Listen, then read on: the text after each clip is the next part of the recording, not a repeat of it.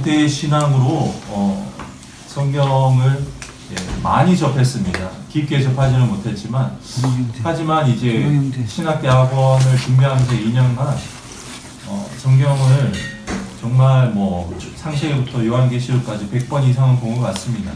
그렇게 보면서 성경 말씀을 많이 알게 되었고요. 그리고 성경을 관통한다는 책들을 보면서 또한 성경을 구약과 신약 그것을 통한 하나님의 마음을 많이 들여다보게 되었습니다. 그런데 중요한 것은 페이포의 사역을 시작하면서요, 전혀 그 말씀이 새롭게 보인다는 거죠. 그래서 우리가 이론적으로 혹은 다른 유명한 목사님의 그러한 말씀과 강의 설교집을 통해서 듣고 배울 수 있는 것들이 한계가 있다는 거죠. 거리에서 실제로 하나님을 만나고 그분이 보여주시는 사람들을 만나고 대화 나누면서 읽게 되는 성경은 이전과 전혀 다른 성경이 읽혀지게 되었습니다. 그래서 페이포유와 성경 관통이라는 제목을 한번 정해보게 되었고요. 읽으면서 한번 설명을 드리도록 하겠습니다. 제가 페이포유를 통해서 알게 된 성경의 핵심, 성경은 하나님의 이야기입니다. 인간을 통해서 하신 하나님의 말씀입니다. 인간을 통해서 이루신 하나님의 이야기입니다. 그 중심은 하나님이죠. 그래서 성경에는 다 하나님의 이야기가 담겨 있습니다. 하나님께서 사용하시는 사람을 통해서 다양한 이야기를 하고 있습니다. 심지어 사탄을 통해서도 하나님께서는 말씀을 전해주고 계십니다. 그리고 또한 성경은 인간의 이야기입니다.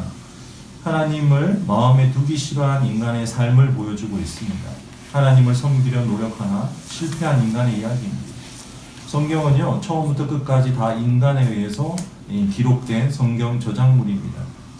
그래서 대부분의 성경의 내용들이 안타깝게도 하나님을 두기 싫어하는, 하나님과 최대한 멀어지려고 하는 인간들의 삶을 다루고 있다는 게 안타깝지만, 하지만 또 한면으로 있어서는 그만큼 하나님을 마음에 두기가 힘들다라는 것을 얘기하고 있고요. 하나님을 섬기려고 노력했으나 실패했던 삶 또한 참 많이 있습니다. 그것을 통해서도 우리가 하나님을 섬기는 것이, 마음에 두는 것이, 하나님의 마음의 뜻대로 행하는 것이 얼마나 힘든 것임을 다시 한 번 더 깨닫게 됩니다. Pray for You를 통해서 성경의 이야기가 마음을 관통하게 되었습니다. 우리는 관통해야지 되는 것 같아요. 우리가 앞에 가서 한번 쓰다듬고 그리고 한번 그 글자를 읽어보고 오는 것은 한계가 있는 것 같아요. 그 마음을 뚫지 않고서는 우리가 그 하나님의 마음을 알기가 쉽지 않다는 것이죠. 하지만 이 세상에 하나님의 마음을 모두 꿰뚫고 살아간 사람이 누가 있겠습니까? 아무도 없습니다. 단지 우리는 그 하나님의 마음을 알기 위해서 끊임없이 노력할 뿐이죠. 오늘도 노력하고 저 또한 내일도 노력합니다. 저는 요즘에 예전에 썼던 글들을 다시 쓰고 있습니다. 다른 의미로 예전에도 하나님의 마음을 느꼈고요. 그 당시에 썼던 글들을 지금 2년 전, 3년 뒤에 읽어보면 참 민망할 때가 많더라고요. 그런데 그 마음은 하나님의 마음이 합니다. 하지만 그것을 조금 더 구체적으로 내가 깨달았고, 그리고 그것을 좀 더 다양한 이야기로 섞어서 전하는 것들, 그것이 요즘에 하고 있는 작업인데요. 그것이 바로 제가 내가 날마다 혹은 해마다 하나님을 아는 것이 다르구나 라는 것을 Pray for You 사역을 통해서 제가 깨닫고 있습니다. 우리는요, 하나님의 마음을 항상 알기 위해서 노력해야 합니다. 첫 번째로 우리가 죄의식과 죄책감으로 힘들어하는 삶을 살아가면요, 하나님의 마음을 제대로 알기 힘듭니다. 두 번째, 어려서부터 부모로부터 받은 상처로 인해서 힘들어하는 삶을 가지고 있다면 하나님의 마음을 깨닫기가 쉽지 않습니다. 세 번째로, 배우지 못해서, 가지지 못해서, 혹은 받지 못해서 힘들어하는 삶, 그러한 사람들을 통해서 하나님을 제대로 알기 쉽지 않습니다. 아까 선아 형제의 간증이 큰 울림으로 다가왔는데요. 선아 형제가 예전에 아팠던 기억들이 너무 많습니다. 그리고 잘못된 크리스천들로 인해서 받은 상처가 너무 많습니다. 그래서 지금 하나님을 만나기가 너무 힘든 거예요. 정말 순수하고 백지장 같은 아이 같았다면 그냥 하나님 아빠 하면서 따라다닐 텐데, 지금요 그 과거의 상처와 고통과 그리고 잘못된 편견들로 인해서 지금 하나님을 그대로 받아들이기가 너무 힘든 거예요. 그래서 선한 형제에게 있어서 그 하나님의 마음은요 정말 너무나 고통 가운데 부르짖었고 또 앞으로 끊임없이 알아가야 될 대상이라는 거죠. 정말 쉽지 않은 과정들이 남아 있습니다. 하지만 선한 형제의 그러한 인내와 그리고 그러한 다짐과 결정들이 계속 이어진다면 끝내는 하나님의 마음을 온전히 알 수 있겠죠. 다른 말로 1, 2, 3번을 가지고 우리가 하나님을 바로 알기 힘들다라는 거예요. 상처와 아픔과 고통과 편견과 고집과 집착을 가지고 하나님의 마음을 우리는 알 수 없습니다. 그런데 대부분 크리스천이 하나님의 마음을 안다고 하면서 이런 하나님입니다 라고 장황하게 설명하는데요. 결국 그분이 말하는 하나님은 실제 하나님의 모습이 아닌, 실제 하나님의 마음을 안 것이 아닌 자신의 아픈 과거와 편견과 개인적인 삶의 경험에서 나온 고집과 그러한 집착을 온통 그 하나님이라는 그 절대자, 보이지 않는 대상에게 투사해가지고요, 자신의 하나님을 만들어서 그것을 보고 그것이 하나님이다 이해하고 정의 내리고 그렇게 살아가더라고요. 얼마 전에 제가 사역했던 교회에서 권사님도요, 목사님 제가 벌 받을 거예요. 왜요? 제가 아파가지고 주일날 교회를 못 갔어요. 아니 권사님 아파서 못 갔는데 왜 벌 받아요? 주일 성수해야 되는데 못했어요. 너무 안타까운 거예요. 우리 형제 중에서도 한 명이요, 그런 얘기한 적이 있습니다. 저는 어렸을 때 주일날 우리 교회 앞에 문방구 있었습니다. 초등학교도 있었거든요. 문방구에서 돈이 있는 친구들이 사탕이나 아이스크림 사 먹으면 저는 장로 아들로서 너무 먹고 싶은데 교회에서 못 먹게 하니까 너무 마음이 안타까웠던 거예요. 그래서 먹었을 때는요, 난 이제 지옥 갈 거야 그러면서 슬퍼했던 기억이 아직까지 남아있어요. 근데 우리가 사립공동체에서 제가 그 얘기하니까요, 제가 주일날 그 사탕을 사 먹고 그것을 사 먹어서 그때 지옥 간다는 말씀을 많이 들었는데 정말 지옥 갈까요? 하니까 사립공동체 형제 한 분도 지옥 가죠 라고 얘기를 하더라고요. 웃는 분이지. 그래서 이게 하나님은 절대자로 그 자리에 영원토록 함께 계시는데, 이 말씀은 66권은 변개되지 않고 항상 그 자리에 있는데요, 이걸 해석하는 사람들은요, 나의 생각과 나의 편견과 내가 살아온 경험과 내가 생각하는 하나님을 투사했어요. 나의 아픔과 상처를 그대로 투사했어요. 그 하나님을 정의 내리고 형태를 만들더라는 거죠.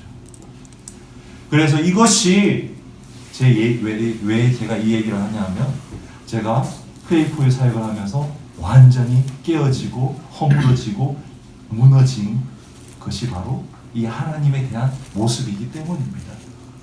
하나님 아버지 앞에서요, 제가 완전히 벌거벗게 되었고요, 프레이포의 사역을 통해서요, 제가 하나님을 다시 알게 되었고요, 말씀을 다시 보게 되었고요, 이 아들을 사랑하여서 죽기까지 그 예수 그리스도를 죽이신 그 아버지를 진실되게 만나게 된 거예요. 그 앞에서는 술 먹었기 때문에 지옥 간다, 담배 피기 때문에 지옥 간다, 안식일 안 지키기 때문에 지옥 간다, 이런 하나님은 존재하지 않았어요. 우리가 잘못된 것들로 인해서 우리가 잘못된 신앙을 살아갈 수밖에 없었다라는 거예요. 그래서 프레이포의 사역이 참 귀했습니다. 저에게는 새롭게 성경을 보고 하나님을 이해하는 사역이었습니다. 그래서 우리는 하나님의 방식대로 삶을 살아갈 필요가 있습니다. 두 가지 방식이 있습니다. 광야에서 40년간의 삶이 하나님의 방식이었습니다. 그리고요, 프레이포의 삶도 하나님의 방식입니다. 광야에서의 삶은 처음부터 모든 것이 빼앗긴 상태로 떠나는 반강제적인 복종이었습니다. 에집트를 탈출하고요, 아무것도 가지지 않은 상태에서 그들은 하나님의 명령에 의해서 구름 기둥과 불 기둥을 따라서 40년간 광야를 유리했습니다. 하나님의 말씀을 그 불기둥을 따라가지 않으면 죽음이에요. 구름 기둥을 따라가지 않으면 죽음입니다. 그러한 반강제적인 복종을 통해서 그들은 하나님을 배웠고요. 또한 불순종해가지고 모두 다 죽고 새로운 세대만이 가나안 땅에 가게 되었습니다. 그런데 이것 또한 하나님의 방식입니다. 그렇게 사용하셨고요. 하지만 프레이프의 삶도 자발적으로 모든 것을 내려놓고 떠나는 의지적인 순종이라는 측면에 있어서 하나님의 삶의 방식이라고 저는 생각합니다. 왜냐하면 두 개의 삶의 방식은 공통점이 있습니다. 무엇입니까? 하나님의 의지대로 떠난 여행이라는 거죠. 모세의 의지대로 아닙니다. 하나님의 말씀대로. 한 개인과 사람의 지도자의 생각으로 인한 출발이 아니었다는 거죠. 이 프레이포에는 절대적으로 하나님이 시작하신 것입니다. 저는 간증에서도 얘기했다시피 아무것도 자랑할 것도 내세울 것도 그 어떤 건덕지도 찾아볼래야 찾아볼 수 없는 하찮은 인간입니다. 지금도 마찬가지입니다. 그런 제가 교회 내에서는 어떤 것도 할 수 없었기에 최후로 나간 것이 거리입니다. 거리에서 주님, 저를 사용해 주세요. 주님, 제가 무엇을 해야 됩니까? 주님이 네가 좋아하고 잘하는 거 해. 주님 아무것도 못합니다. 저 공부도 못해요. 얼굴도 못생겼어요. 남들이 보면 무섭다고 도망만 가요. 거리에 있는 분들도 저한테 안 와요.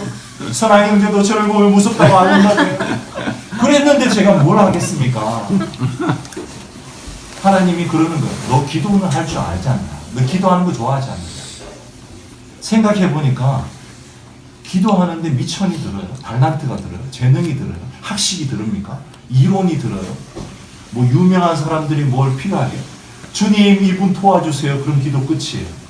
하나님 이분 붙잡아 주세요. 그럼 기도 끝이에요. 기도는 잘할 수 있겠더라고요. 네, 기도 잘할 수 있습니다. 그럼 기도가 필요한 자에게 너 기도해 주는 자가 하면 되지 않겠냐. 하나님께서 시작하게 해주셨다는 거예요. 그게 뭐예요? Pray for you라는 거예요. 당신을 위해서 기도하겠습니다. 당신을 위해서 기도할게요. 그건 잘할 수 있거든요. 그런데 제가 물어봅니다. 그거 못하는 사람 있어요? 이 세상에 70억 인구 중에 아무도 없습니다. 아무도 없어요. 심지어요, 말을 못하시는 분도요, 글로서 기도 대신 해줄 수 있습니다. 마음으로는 할 수 있거든요. 마음으로 하는 게 기도거든요. 입으로 하는 게 기도가 아니잖아요. 모든 사람이 생명을 가진, 호흡을 가진 모든 생명은 다 기도할 수 있다는 거예요. 그래서 누구나 할 수 있는 이 사역을 저에게 하게 해주셨다는 거예요. 그래서 하나님께서 시작하셨고 그 하나님의 뜻대로 나아가니까 지금의 삶의 방식이 되었습니다. 그래서 보면 아시겠지만 이 Pray for You MT도요, 선아의 형제가 성경 알고 싶어요 해서 시작된 거고요. 네. 제남 형제 어느 날 만나가지고요, 하나님 우리 같이 사역하면 좋은데 지낼 방이 없어요 해서 살림공동체 시작된 거고요. 모든 게 다 하나님께서 시작하셨다라는 거예요. 제가 시작한 거 한 개도 없습니다. 제가 시작한 거는 모두 망했어요. 그래서 앞으로도 저는 아무것도 제 뜻대로 하려고 생각조차 안 합니다. 이게 Pray for You라는 것입니다. 그래서 하나님의 원하는 삶의 방식, 그것을 살아갈 때만이 우리가 의미가 있다는 거죠. 그리고 그것을 통해서 성경을 바라볼 때만 성경이 읽혀진다는 것입니다. 그래서 성경을 관통한다는 것은 마음에 와서 박힌다는 게 아니에요. 성경의 이야기가 아예 내 안을 완전히 뚫고 가버리는 거예요. 완전히 성경이 하나님의 말씀이 담겨 있고요. 그 하나님의 말씀은 바로 그 말씀의 정수라는 게 바로 하나님의 말씀이며, 그 하나님의 말씀인 성경을 압축해 놓은 것이 바로 출애굽기 20장과 신명기 5장에 있는 10계명이에요. 근데 그 10계명을 또한 2계명으로 압축해 놓은 것은 바로 하나님 사랑과 이웃 사랑이라는 거죠. 우리 레위기 19장 18절 함께 읽겠습니다. 시작. 원수를 갚지 말며 동거를 원망하지 말며 내 이웃 사랑하기를 내 자신과 같이 사랑하라. 나는 여호와이니라. 아멘. 구약 성경을 하나님께서 두려운 분, 무서운 분, 멸절하라, 진멸하라 하시는 분이라고 알고 있는 분들이 참 많이 있습니다. 하지만 성경의 구약의 법전이 뭐냐? 하나님 말씀이 담겨 있는 곳이요, 모세오경입니다. 토라고요. 그 가운데 또한 하나님의 말씀이 집중적으로 담겨 있는 곳이 레위기입니다. 그 레위기에서 가장 중요한 장이 바로 19장이고요. 그 가운데 18절이 있다라는 거예요. 이 구약의 하나님이 신약의 예수님과 다르지 않습니다. 두려운 분이 아니라 바로 내 이웃을 사랑하기를 내 자신과 같이 사랑하라 라고 하는 하나님임을 구약의 많은 백성들과 지금의 많은 사람들이 모른다는 거예요. 그리고 신명기 10장 19절 읽겠습니다. 시작. 너희는 나그네를 사랑하라. 전에 너희도 애굽 땅에서 나그네 되었음이니라. 나그네가 뭐죠? 애굽 땅에서 유대인들의 신분이 뭐였습니까? 종입니다. 아무런 의지도 생각도 계획도 가질 수 없는 종이었는데 그런 나그네와 같은 자를 사랑하라는 거죠. 이 시대의 나그네가 누굽니까? 의지도 없고 계획도 가질 수 없는 그들, 불가촉 천민과 같은 그분들이 누굽니까? 그들을 사랑하라는 그 하나님의 그 마음이 느껴지십니까? 갈라디아서 5장 14절 함께 읽겠습니다. 시작. 온 율법은 내 이웃 사랑하기를 내 자신같이 하라 하신 한 말씀에서 이루어졌나니. 온 율법. 물론 이제 갈라디아서의 율법은 신약을 제외한 구약의 온 율법 말씀은 내 이웃 사랑하기를 내 자신과 같이 하라 하신 한 말씀에서 이루어졌다라는 거예요. 여기에는 안 담겨 있지만 요한일서 4장 10절 후반부를 읽어보면요, 너희가 보이는 형제도 사랑하지 못하면서 어찌하여 보이지 않는 하나님을 사랑하려 하느냐라고 합니다. 우리가 이웃 사랑을 하지 못하면은, 형제 사랑을 하지 못하면, 거리에 버려져 있는 분들의 사랑을 하지 못하면요, 하나님도 알 수 없다라고 분명히 말씀하셨고, 그것은 당연한 말입니다. 그런데 우리는 거리에 있는 분들을 생각지도 않으면서 하나님께 영광 돌린다면서 눈물을 흘리고요, 콧물을 흘리며 기도하는 많은 크리스천들을 볼 수 있습니다. 저는 안타까워요.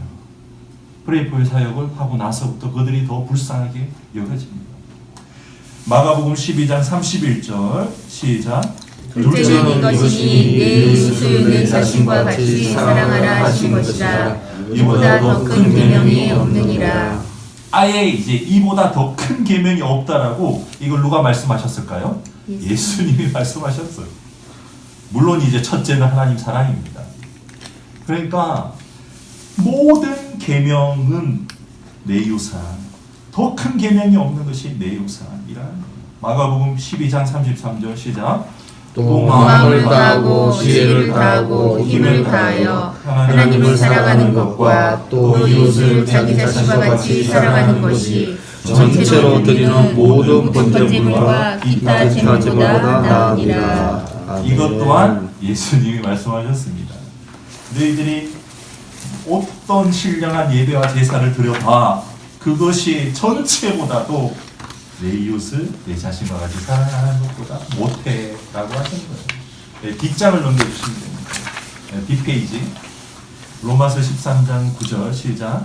가늠하지 마라, 사랑하지 마라, 도둑질하지 말라, 탐내지 말라 한 것과 그 외에 다른 계명이 있을지라도 내 이웃을 내 자신과 같이 사랑하라 하신 그 말씀 가운데 다 들었느니라. 아멘. 10계명을 말씀하시면서 한마디로 하나님 사랑과 이웃 사랑이다. 야고보서 2장 8절 마지막으로 시작. 너희가 만일 성경에 기록된 대로 내 이웃 사랑하기를 내 몸과 같이 하라 하신 최고의 법을 지키면 잘하는 것이기와. 아멘. 성경 말씀에 최고의 법, 온 율법, 모든 번제물보다 이런 구절이 없어요. 제가 성경을 다 훑어봤습니다. 없어요. 이 구절만 이렇게 기록되어 있습니다. 이 구절만, 내 이웃 사랑하기를 내 몸과 같이 하라. 이 구절. 구약 성경 레위기 19장 18절부터 흘러내려오는 그 말씀이요, 신약까지 완전히 도배하고 있고 채우고 있고 하나님의 마음이 그곳에 완전히 드러나고 있다라는 겁니다. 그래서 저는 한 가지 확신했습니다. 뭐냐? 거리에 나가서 이 말씀을 열심히 기도로서 혹은 다양한 다른 방법으로 실천하면 나는 적어도 지옥엔 가지 않겠다. 적어도 거리에서 이 말씀을 하신 분은 만날 수 있지 않을까라는 확신을 가지고 거리로 나오게 되었고요. 프레이 포 유 사역이 시작되었고요. 그 말씀이 실현되는 곳마다 하나님의 놀라운 역사가 있다는 것입니다. 저는 꿈을 꿉니다. 이 땅에 모든 소외된 이웃이요, Pray for You와 같은 이런 자발적으로 나온 하나님의 법에 순종하는 자들로 인해서 다 보살핌을 받고 돌봄을 받고 함께 하나님을 만나는 꿈을 꿉니다. 그리고 둘째로요, 그것을 보고 넌 크리스천들이 하나님께로 돌아오는 것을 저는 확신합니다. 많이 이미 보았고요. 그래서 우리가 내 이웃을 내 자신과 같이 사랑하라는 하나님의 절대의 이 귀한 이 법에 우리가 순종할 때 하나님께서는 합력하여서 모든 것들을 이루어 가시고 하나님의 나라가 이 땅에서도 세워질 줄 믿습니다. 밑에 보면 신명기 15장 11절부터 11절 말씀에는 하나님께서 벌써 구약에 객가구와 과부, 내 성중에 있는 가난한 자들 도우라, 내 손을 펴라 라고 하시고요. 그리고 또 마지막 부분에 이런 말씀을 하십니다. 앞으로 내 주변에 가난한 자들이 끊이지 않을 것이야.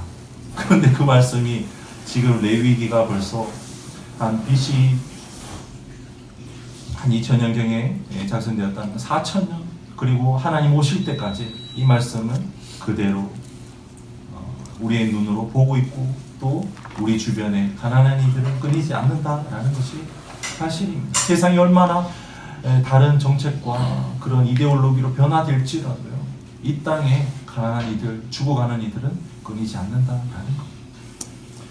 그리고 두 번째로 마태복음 25장 35절 40절에 보면 제가 너무나 좋아하는 구절입니다. 바로 양과 염소의 비유. 예수님께서 양의 편에 선 무리들에게 네가 내가 목마를 때 마실 물을 주었고 네가 내가 헐벗을 때 와서 옷을 입혔고 굶주렸을 때 먹을 것을 주었고 옥에 갇혔을 때 와서 돌보았다 라고 하니까, 아니 제가 언제 임금에게 혹은 예수님에게 물을 주었고 옷을 입혔고 먹을 것을 주었습니까? 예수님께서 말씀하시죠. 여기에 있는 지극히 작은 내 형제 하나에게 한 것이 곧 내게 한 것이다. 그리고 또 이어집니다. 염소편에 있는 자들, 그들이 하나님의 법을 지킨 게 아니라요, 아니 법을 어긴 게 아니라 큰 죄악을 지은 게 아니라 사람을 죽인 게 아니라 예수님께서는 이런 말씀하시더라고요. 네가 내가 목마를 때 내게 와서 물을 주지 않았고 배고플 때 먹을 것을 주지 않았고 옥에 갇혔을 때 와서 돌보지 않았다라고 합니다. 아니 제가 언제 예수님이 목마를 때 물을 주지 않았습니까? 뭐뭐 하지 않았습니까? 하니까 지극히 작은 자에게 하지 아니한 것이 곧 내게 하지 아니한 것이다. 이 말씀이 저에게는 어떻게 와서 닿았냐? 제가 그때 만났던 그분이 바로 예수님의 모습이었음을 제가 깨닫게 됐고요. 제가 내일 다음 주에 거리에서 만나게 되는 그분이 예수님이 천국에서 바로 그 현장을 보고 계시고, 그리고 그분의 마음속에 깃들여 계시고 그분의 옆에서 그 나의 모든 행동, 나의 모든 마음을 지켜보고 계신다라는 것을 어느 순간 깨닫게 된 거죠. 그래서 이 만남이 실제가 되자 내 안에서 무언가 다른 꿈틀꿈틀거리는 것들이요, 매일 느껴지는 것을 느끼고 있습니다. 마지막으로 누가복음 10장 29절 37절에도요, 선한 사마리아인의 비유입니다. 마지막에 예수님께서 뭐라고 하십니까? Go and do likewise 그럽니다. 가서 너도 likewise 똑같이 하라 라고 얘기합니다. 율법 교사가 영생에 대한 것을 예수님께 한번 시험해 보려고 떠보려고 왔다가 된통 예수님의 말씀을 듣고 까무라칩니다. 너도 이와 같이 하라. 내 이웃을 내 자신과 같이 사랑하는 그 사마리아인만이 율법의 정수를 묻고 있는 율법학자에게 있어서의 정답이라는, 그것을 하지 않는 그 어떤 율법도 그에게 있어서는 회칠한 무덤과 같다라는 거죠. 예수님에게 있어서. 저는 다른 게 아닙니다. 그냥 하나님이 가장 귀하게 여기시는 그 율법을, 그 말씀을 거리에서 한번 행해보고자 작은 노력을 했을 뿐인데 그 일이 지금까지 이어지게 되었고 앞으로 어떻게 더 주님께서 사용하실지 모르겠다라는 것이 제가 지금 드릴 수 있는 답입니다. 그리고 이제 성경 66권 주제와 그리고 신구약 성경 요약을 담아보았습니다. 이건 전부 다 유명한 분, 훌륭한 분들이 요약해 놓은 것을 담았고요. 그래서 이것을 한번 이 시간에 눈으로 보며 귀로 들으며 한번 저희가 읽도록 하겠습니다.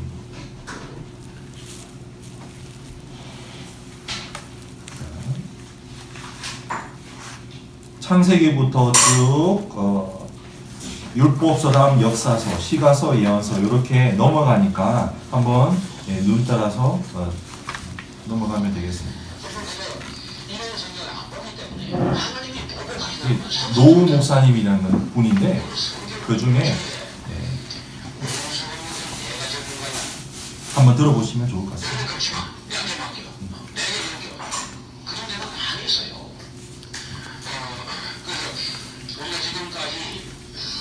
성경에도 다 고만 것만 봤기 때문에 하나님이 얼마나 두려우신 분이라는 우리가 그 인식이 없습니다. 이 시간에 우리가 성경 66권에 나타나는 하나님의 그 다양한 면들을 잠깐 소개하려고 합니다. 만약 창세기에서 하나님을 본다면 이 하나님, 창세기 하나님은 제일 두드린데 창조하시는 전능하신 하나님 이렇게 얘기죠. 한 책의 한 면서만 본다는 말이에요. 출애굽기에서는 구원하시는 하나님, 그거를 우리가 좀 배우면서 바로의 종된 독립에서 구원하시는 하나님, 그 다음에 레위기에서는 언약하시는 하나님, 약속하시는 하나님, 민수기에서는 훈련하시는 하나님. 그리고 사람이 하나님께 쓰임받으려면 훈련 받아야 돼요. 현재 훈련도 안 받고 시험도 안 치고 그냥 어떻게 해요? 그런 훈련도 없이 시험도 없이 가는 겁니다. 딱 지옥밖에 없습니다. 그거는 뭐 지옥을 그냥 갈 수 없습니다. 그 시험으로 이미 지옥에만 가면 충분히 갈 수 있습니다. 그 각종 좋은 곳에는 다 훈련이 있고 시험이 있습니다. 자, 신명기에서는 설교하시는 하나님, 설명해 주시는 하나님, 좀 친절하게 성경을 설명해 주시는 하나님, 여호수아서는 성취하시는 하나님, 사사기는 재판하시는 하나님, 룻기에서는 우리의 기억 누르자 하나님, 사무엘 상서는 기대로 들으시는 하나님, 사무엘 하서는 감찰을 하시는 하나님, 열왕기 상서는 다스리시는 하나님, 우리의 임금이신 하나님, 열왕기 하서는 예언자를 보내신 하나님, 역대 상서는 기억하게 하시는 하나님, 역대 상서, 역대 하서는 회복하게 하시는 하나님, 에스라는 도우시는 하나님, 느헤미야는 위로하시는 하나님, 에스더서는 정화 위복을 주시는 하나님, 욥기는 시험하시는 하나님, 시편은 찬양 받으신 하나님, 자문은 기회 주신 하나님, 전도서는 인생의 의미를 보여주신 하나님, 아가서는 사랑의 근원과 원형이 되신 하나님, 이사야는 구원하시는 하나님, 이레미야는 심판하시는 하나님, 이레미야 애가는 울고 계시는 하나님, 예수께서는 진노하시는, 경노하시는 하나님, 다니엘서는 포기하지 않는 하나님, 호시아서는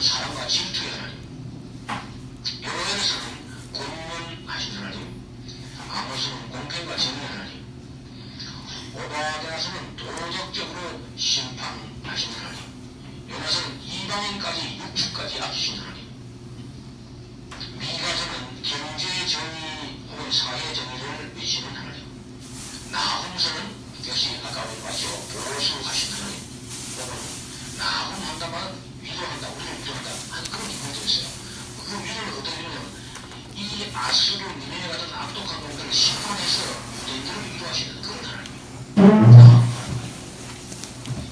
하박국은 응답하신 하나님. 스바나서는 우주적 대심판 때에 숨겨 주시는 하나님.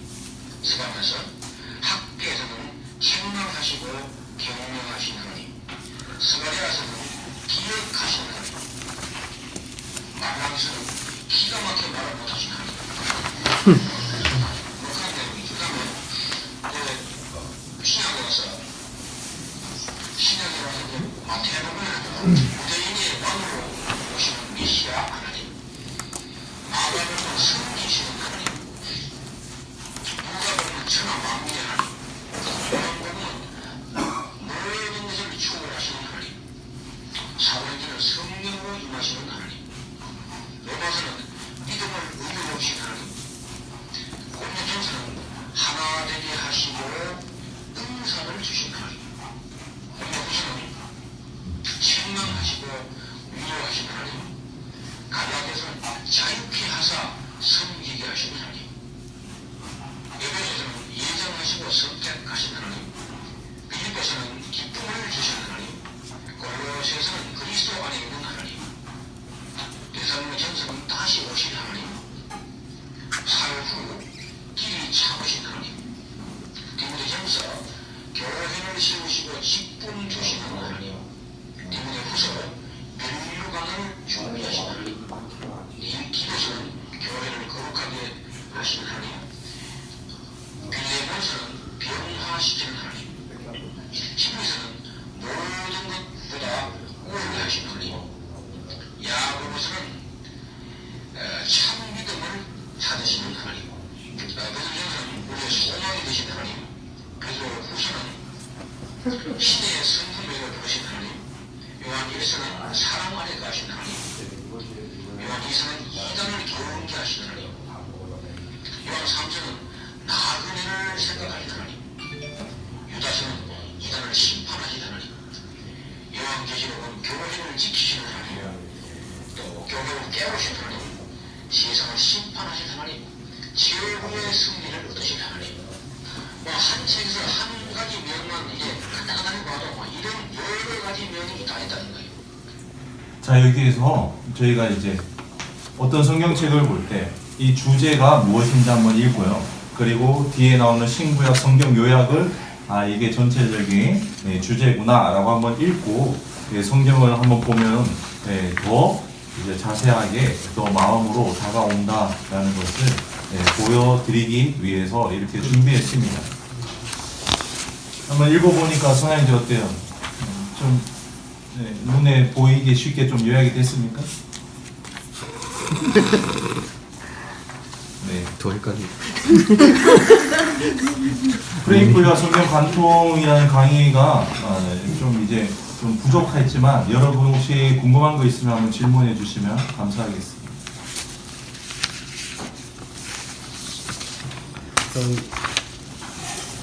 내 이웃이라고 그러잖아요. 네. 그러면 내 이웃이라고 하는 이 단어도 나오고 어디에는 지목을 해서 과부와 고아와 이런 자를 도와라. 특별하게 또 지목을 하는 경우가 있거든요. 그러면 이 지목하는 분 누군지 알겠어요. 이런 사람을 그렇게 친절하게 알려주셨으니까. 근데 내 이웃이라고 그러면은 뭔가 문슴꾸려서 나를 제외한 모든 사람을 말씀하시는 건지 아니면 내 가까이 있는 곳에 좀 힘든 분들을 얘기하시는 건지 어떻게 이해를 해야 되는지 내 이웃이라고 그러면 그래서 이제 대형교회 목사님들이요 크리스마스 때 그리고 이제 부활절 때 이런 말씀을 좀 하시는데 하나님께서 가난한 자를 이사야서 몇 장이죠? 40 처음에 누가복음 10장에 이제 예수님 사역 시작하시면서 하신 말씀 이사야서에서 가지고 61장 가난한 자에게 복음을 전하는 그 가난한 자가 누구냐 할 때 그리고 이웃이 누구냐 할 때 복음을 듣지 못한 자다라고 얘기해요. 그럼 이제 대형교회 성도님들이 이제 전부 다 해당 사항이 되는 거죠. 그 주변에 복음을 듣지 못하는 주변의 이웃들이 다 해당이 되는데, 사실 제가 거리에 나와서 성경 말씀을 다시 보니까요, 잃어버린 한 마리 양과 그리고 내 이웃은 복음을 듣지 못한 자라고 말하기보다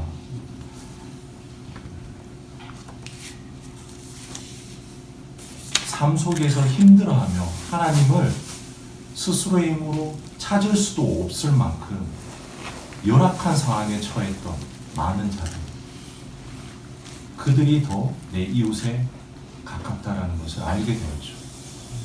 그것을 완전히 예수님께서 명확하게 설명해 주신 부분이 누가복음 10장의 선한 사마리아인의 비유입니다. 왜냐하면 그 당시의 율법 교사들은요, 그 당시에 율법 교사니까 율법에 대해서 얼마나 배움이 뛰어났겠습니까? 완전히 율법에 대해서 잘 지키고 행하고 있는 사람이 예수 그리스도 앞에 와서 영생에 대해서 어떻게 생각하십니까? 너는 어떻게 배웠느냐? 십계명을 잘 지키는 것입니다. 맞다. 그랬는데 갑자기 율법 교사가 이런 질문을 던지는 거예요. 예수님한테. 그럼 내 이웃이 누구입니까? 너무 잘 던졌어요. 그 질문을 지금 제나명제처럼 제대로 안 던졌다면 아직까지 누구든지 이웃을 멋대로 해석할 거예요. 근데 예수님께서는요, 한 번에 끝내버렸어요. 얘야 보아라. 예수님이 직접 보신 것 같아요. 예루살렘에서 여리고로 내려가는데 어떤 사람이 광도 당하여서 돌에 맞아서 옷이 벗기워서 죽어 있는 것처럼 쓰러질 거예요. 다른 말로 통으로 짠 옷을 입잖아요, 유대인들이. 옷을 벗겼다는 건 맨살이에요. 그리고 돌에 맞았다는 건 피가 흐르고 있다는 거예요. 그리고 죽은 자처럼이라는 것은 거의 죽었다는 거예요, 보면. 그런데 예루살렘에서 내려간다는 의미도 있습니다. 성소기 때문에. 근데 처음에 이제 제사장이 내려갔어요. 보고 피하여서 지나갔어요. 레위인이 지나갔어요. 보고 피하여서 지나갔어요.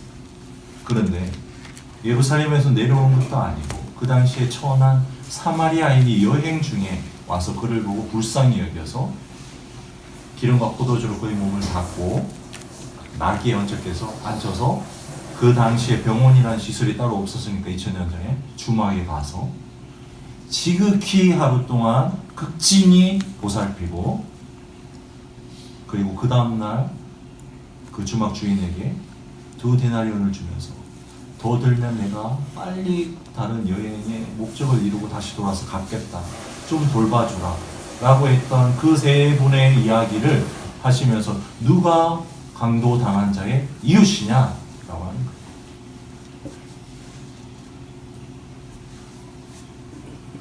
그래서 그 예수님의 말이요, 스스로도 혼란했을 거예요. 그 당시에 혼란스러웠던 유대인들이 내 이웃 잘 돕고 있어, 잘 돕고 있어, 나 사랑하고 있어 라는 거에 대해서 아주 방점을 찍었다고 생각이 들어요. 저도 이제 이 네 이웃을 사랑하라 이런 말씀을 듣고 저는 느낌이 그래요. 나에게 좀 내가 볼 때 싫은 사람, 미운 사람도 있잖아. 분명 이웃에. 또 나는 싫어하는 사람도 있고. 근데 그런 모든 사람들을 다 사랑할 수 없잖아요. 저는. 사람이지. 연약한, 저도 부족한 사람인데. 내 이웃을 사랑하라니까, 그럼 그런 사람까지 나는 사랑할 수 도저히 없는데 어떻게 해야 되지? 그런 마음이 들어요. 저 또한 비슷하게 들었고요. 저 또한 지금도 사랑하려면 사랑할 수 있을까라는 퀘스천 마크가 붙긴 합니다.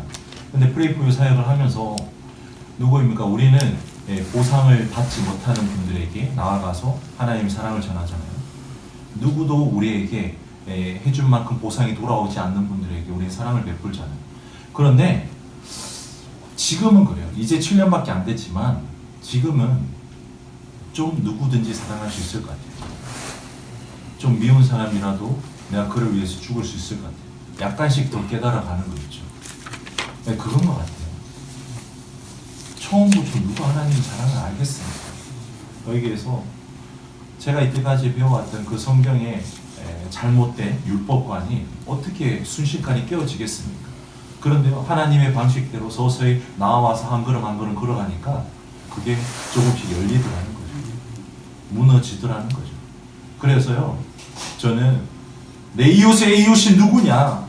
당신이 주변에 복음을 알지 못한 친구들? 저는 아니라고 봐요. 거리에서 죽어가는 이들이 있고 혹은 고아로서 죽어가는 자들이 있는데 그 주변에 그들을 먼저 찾아가서 하나님의 사랑으로 품어줘봐라. 그러면요, 다른 말씀들이 이해가 되고 네가 하나님 안에서 그 마음이 열릴 거라고 저는 경험적으로 확신합니다.